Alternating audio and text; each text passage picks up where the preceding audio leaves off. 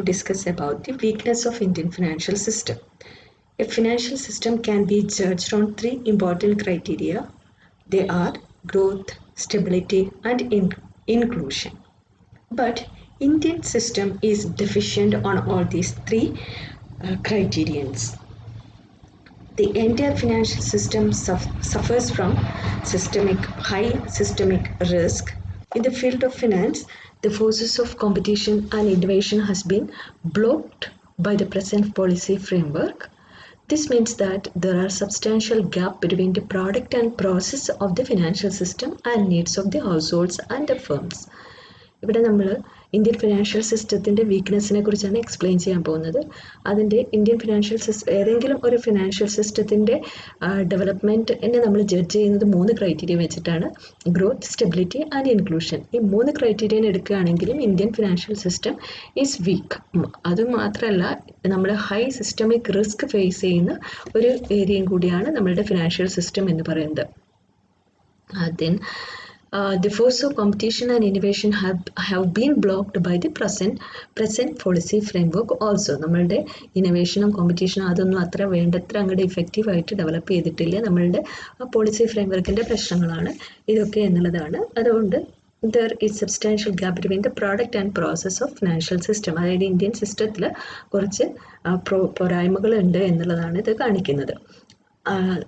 ഇതുകൂടാതെ നമ്മുടെ after introduction of planning, rapid industrialisation has taken place, but it has led to the growth of corporate sector and the government sector. In order to meet the growing requirements of these industries, many innovative financial instruments have been introduced. There has been a mushroom growth of financial intermediaries, etc. The growth of Indian financial system was rapid, but it suffers from so many difficulties. And that is, നമ്മൾ planning ഒക്കെ introduce ചെയ്തതിന് ശേഷം rapid industrialisation ഉണ്ടായിട്ടുണ്ട്. അത് നമ്മളുടെ corporate സെക്ടറിൻ്റെയും government സെക്ടറിൻ്റെ ഒക്കെ ഡെവലപ്മെൻറ്റിനെ lead ചെയ്തിട്ടുമുണ്ട്.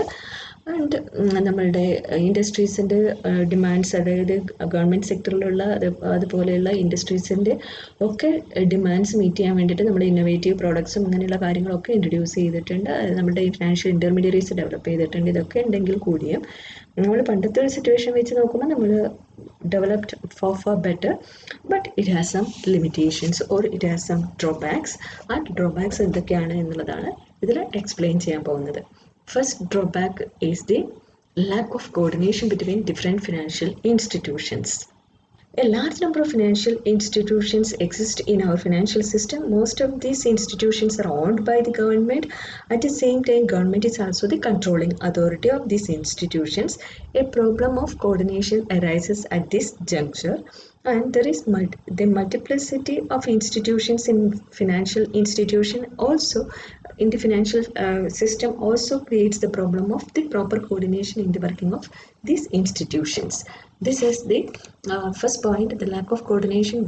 Lack of coordination can be explained in both ways, that most of the financial institutions are owned by the government. At the same time, they are the controlling authority, and there exists a large number of financial intermediaries, and therefore the coordination become difficult in the Indian scenario, in Indian financial market. നമ്മുടെ ഒരു proper coordination കുറേ നമ്പറുണ്ട്, ഗവൺമെൻറ്റാണ് കുറേ on ചെയ്യുന്നത്, അവർ തന്നെയാണ് അതിനെ control ചെയ്യുന്നത്. ഇങ്ങനെയുള്ള കാര്യങ്ങളൊക്കെ വരുമ്പോൾ ഒരു പ്രോപ്പർ കോർഡിനേഷൻ പോസിബിൾ ആവുന്നില്ല എന്നുള്ളതാണ് first point. Second one, monopolistic structure. ഇവിടെ സെക്കൻഡ് പോയിന്റ് എന്ന് പറയുന്നത്, another important feature of Indian financial system is that some of the financial institutions are so large. In that sense, they have become, or they have the nature of a monopolistic market. For example, the entire life insurance business in India is controlled by the LIC. നമുക്ക് അറിയുന്നതാണ്, ഇന്ത്യയിൽ life insurance എന്ന് പറയുന്നത് മൊത്തമായും control ചെയ്യുന്നത് LIC ആണ്. ഇങ്ങനെയുള്ള സ്ഥാപനങ്ങൾ ഒരു മൊണോപ്പൊളിസ്റ്റിക് സ്ട്രക്ചർ നമ്മളുടെ ഫിനാൻഷ്യൽ സിസ്റ്റത്തിൽ ഉണ്ടാക്കിയിട്ടുണ്ട് എന്നുള്ളതാണ്.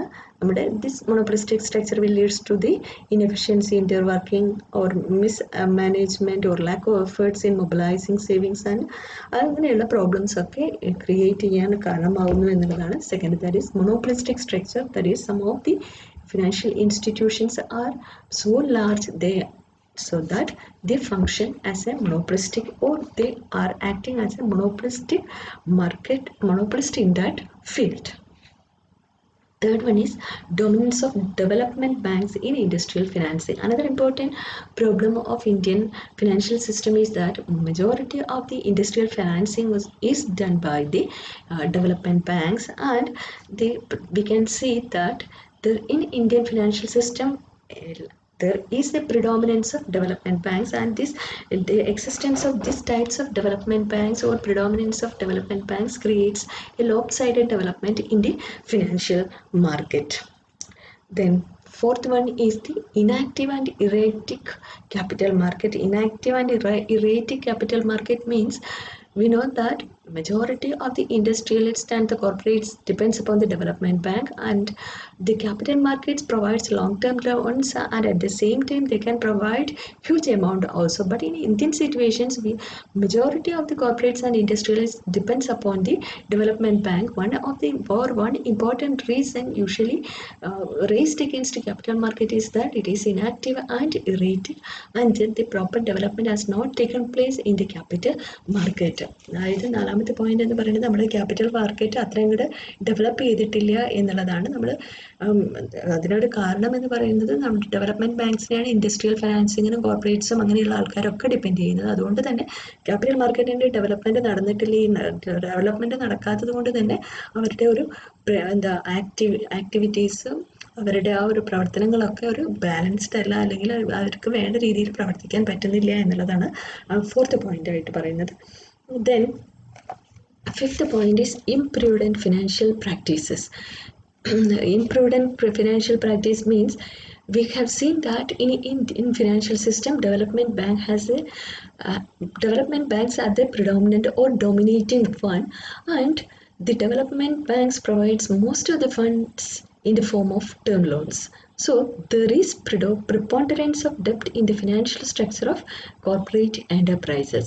This predominance of debt capital has made the capital structure of the borrowing concern uneven and lopsided. When the corporate enterprises face any financial crisis, this financial institution permits greater use of debt than the warranted. This is against the traditional concept of sound capital structure. This point, imprudence of financial practice, ഇത് നമ്മൾ explain ചെയ്യുന്നതിനാണ്. നമ്മളുടെ financial സിസ്റ്റത്തിൽ നമ്മൾക്കറിയാം development banks ആണ് ഏറ്റവും predominant ആയിട്ട് നിൽക്കുന്നത് എന്നുള്ളത്. അവർ ലോങ് ടേം ലോൺസ് ആണ് പ്രൊവൈഡ് ചെയ്യുന്നത്. അതുകൊണ്ട് തന്നെ നമ്മുടെ കോർപ്പറേറ്റ്സിൻ്റെ ഫിനാൻഷ്യൽ സ്ട്രക്ചർ അല്ലെങ്കിൽ അവരുടെ ഒരു ഡെവലപ്മെൻറ്റ്സും അവരുടെ കാര്യങ്ങളൊക്കെ ഡിപ്പെൻഡ് ചെയ്തിരിക്കുന്നത് ഈ ഡെവലപ്മെൻറ്റ് ബാങ്ക്സിനെയാണ്. ഈ ഡെവലപ്മെൻറ്റ് ബാങ്ക്സിൻ്റെ ക്യാപിറ്റൽ സ്ട്രക്ചർ, അതായത് ഡെപ്റ്റ് പ്രൊവൈഡ് ചെയ്യുന്നതും അങ്ങനെയുള്ള കാര്യങ്ങളൊക്കെ ഒരു ലോപ്പ് സൈഡഡും അൺഈവനുമാണ്. ഇതൊന്നും കൂടാതെ എന്തെങ്കിലും ഫിനാൻഷ്യൽ ക്രൈസിസ് ഉണ്ടാകുമ്പോൾ ഡെപ്റ്റ്സ് അവരുടെ ഫിനാൻഷ്യൽ പൊസിഷൻസ് ഒന്നും നോക്കാതെ ലോൺ കൊടുക്കുന്ന ഒരു സിറ്റുവേഷൻ കൂടി നമ്മളുടെ ഫിനാൻഷ്യൽ മാർക്കറ്റിൽ എക്സിസ്റ്റ് ചെയ്യുന്നുണ്ട് എന്നുള്ളതാണ് ഇംപ്രൂഡൻറ്റ് ഫിനാൻഷ്യൽ പ്രാക്ടീസ് എന്ന് പറയുന്നത്. ഇവിടെ ഡെവലപ്മെൻറ്റ് ബാങ്ക്സിനെയാണ് മെജോറിറ്റി ഓഫ് ദി ഇൻഡസ്ട്രീസും ഡിപ്പെൻഡ് ചെയ്യുന്നത്. അവരുടെ ആ ഡെപ്റ്റ് ഫിനാൻഷ്യൽ കോർപ്പറേറ്റ്സിനെയും അങ്ങനെയുള്ളവരെയൊക്കെ ഹെൽപ്പ് ചെയ്യുമ്പോഴുണ്ടാകുന്ന ഒരു ലോപ്പ് സൈഡഡ് ഡെവലപ്മെൻറ്റ് ഒരു സൈഡിലുണ്ട്.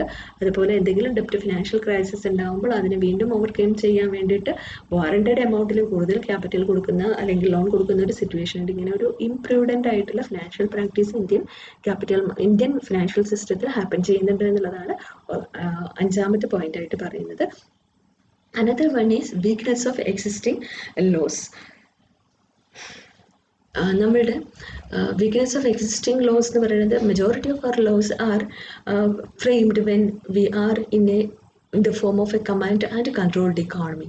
അതായത് നമ്മുടെ command economy and controlled economy എന്നൊക്കെ പറയുന്നത് നമ്മുടെ ഫിനാൻഷ്യൽ 5 year പ്ലാൻസ് അങ്ങനെയുള്ള കാര്യങ്ങളൊക്കെ നമ്മൾ ഇൻട്രൊഡ്യൂസ് ചെയ്ത കാലത്ത്, അതായത് നമ്മുടെ ഇക്കോണമി ഒന്ന് കൺട്രോൾഡ് ആയിരിക്കണം, അങ്ങനെ നമ്മളാണ് ഗവൺമെൻറ് ആണ് എല്ലാത്തിനും റെഗുലേറ്റ് ചെയ്യേണ്ടത്, അങ്ങനെയുള്ള സിറ്റുവേഷൻസിൽ ആ ഒരു ബാക്ക്ഗ്രൗണ്ട് വെച്ചുകൊണ്ടാണ് നമ്മളുടെ ഫിനാൻഷ്യൽ സ്ട്രക്ചർ അല്ലെങ്കിൽ ഫിനാൻഷ്യൽ ലോസ് മൊത്തമായിട്ടും ഉണ്ടാക്കിയിരിക്കുന്നത്. ആ ഒരു പ്രശ്നം, ആ existing laws are not rooted in an understanding of the market failures that are found in finance and the mechanism through which this can be addressed. A large number of laws exist in Indian situations and each of which was designed to solve a small problem that was prevalent at the time the law was developed. പിന്നെ നമുക്ക് ഒരുപാട് law എന്താ നിയമങ്ങളുണ്ട്, അതും ചെറിയ ചെറിയ problems solve ചെയ്യാൻ വേണ്ടിയിട്ട് ഇങ്ങനെ കുറേ നിയമങ്ങളൊക്കെ നമ്മൾ ഉണ്ടാക്കി വെച്ചിരിക്കുകയാണ്. അങ്ങനെ എല്ലാ ഒരു പ്രശ്നവും നമ്മുടെ വീക്ക്നെസ് ഓഫ് എക്സിസ്റ്റിംഗ് സിസ്റ്റത്തിൽ ഉണ്ട് എന്നുള്ളതാണ്. പിന്നെ അതർ ഫാക്ടേഴ്സ് ആണ് 7th പോയിന്റ് ആയിട്ട് പറയുന്നത്. അതർ ഫാക്ടേഴ്സ് എന്ന് പറയുന്നത്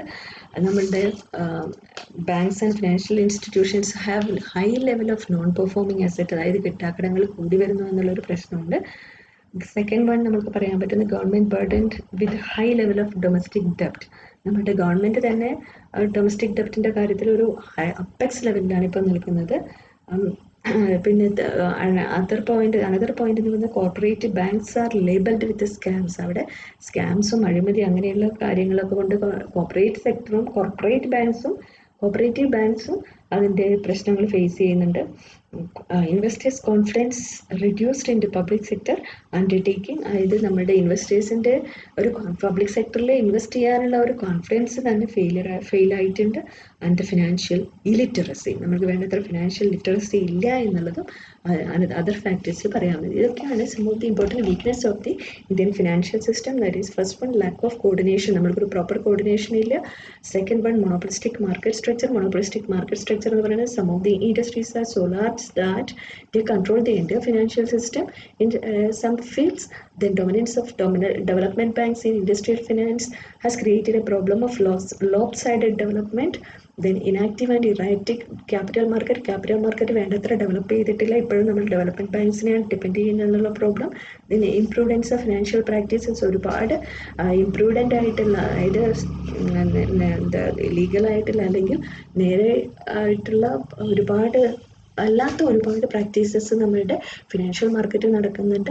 ഇന്ത്യയിൽ നിലനിൽക്കുന്ന ലോസ് അത്ര, ഫിനാൻഷ്യൽ മാർക്കറ്റിലെ ലോസ് അത്ര സ്ട്രോങ് അല്ല എന്നുള്ളതാണ് 6th പോയിന്റ്. അതർ ഫാക്ടേഴ്സ് നമുക്ക് പറയുന്നത് അങ്ങനെയുള്ള ഫിനാൻഷ്യൽ ഇൻസ്റ്റിറ്റ്യൂഷൻസിൻ്റെ കിട്ടാക്കടങ്ങൾ, നോൺ പെർഫോമിംഗ് അസറ്റ് ഇൻക്രീസ് ചെയ്ത് വരുന്ന, ഡൊമസ്റ്റിക് ഡെപ്റ്റ് ഗവൺമെൻറ്റിന് ഇൻക്രീസ് ചെയ്ത് വരുന്ന, കോപ്പറേറ്റീവ് ബാങ്ക്സ് സ്കാംസിലൊക്കെ പെടുകയാണ്. അതുപോലെ ഇൻവെസ്റ്റേഴ്സിൻ്റെ confidence in public sector fails, financial illiteracy. ഇതൊക്കെയാണ് some of the important reasons or some of the weakness of Indian financial system.